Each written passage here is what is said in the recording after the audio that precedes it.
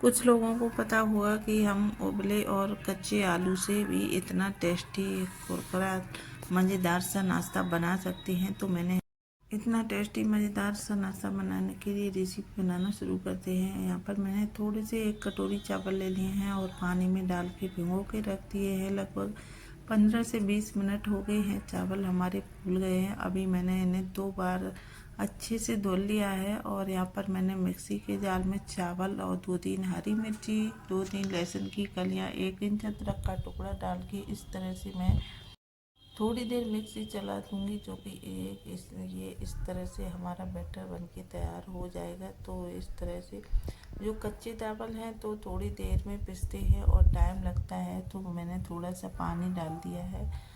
तो अभी मैंने खोल के देखा पिसा नहीं है, तो मैंने थोड़ा और चला दिया है और पानी डाल दिया है। तो ये हमारा अब थोड़ा सा पतला हो गया है डो।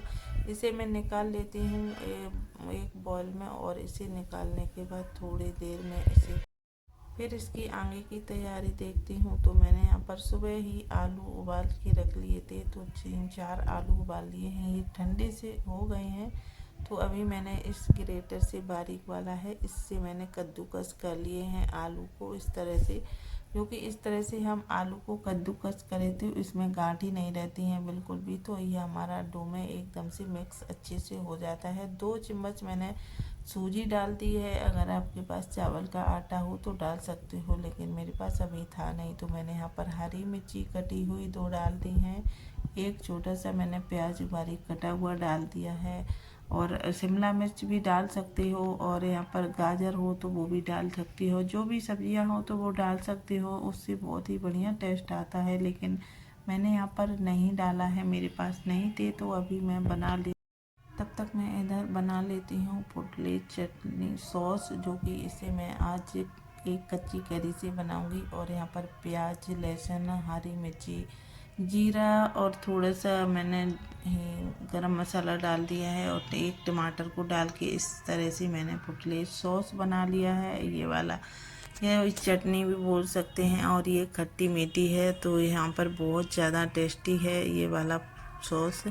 अभी मैं इसे देखती हूँ, तो अगर ये पतला हो तो और ज़्यादा चावल का आटा थोड़ा डाल सकती हो। तो मैंने यहाँ पर ये देखा है, अभी थोड़ा सा ढीला लग रहा है। मैंने हाथों में ग्रीसिंग कर ली है, तेल लगा लिया है। तो अभी मैंने इस तरह से इन्हें थोड़ा सा हाथों में ले लेके इस तरह से मैंने ऐसे लंबे लंबे शेप में बना लिए हैं। और यहाँ पर आप अगर गोल शेप में दे सकते हो तो गोल में भी अच्छे लगते हैं, और यहाँ पर लंबे लंबे में जिस टाइप के बनाना चाहो उस टाइप में बना सकते हो। मैंने यहाँ पर कढ़ाई अच्छे से गर्म हो गई थी, तो मैंने अच्छी सेंक लिए हैं, और ये हमारे सिक्के तैयार हो गए हैं। और ये हमारी इस वाली चटनी या सॉस के साथ किसी के भी साथ खा सकते हो। तो मैंने आज ये वाली बनाई है इस तरह की। अगर हमारी रेसिपी पसंद आती है तो प्लीज़ लाइक और सब्सक्राइब करो, और प्लीज़ हमें बताएं किस तरह से बना। Thank you more watching. फिर मिलते हैं एक और नई वीडियो नई सुबह के साथ।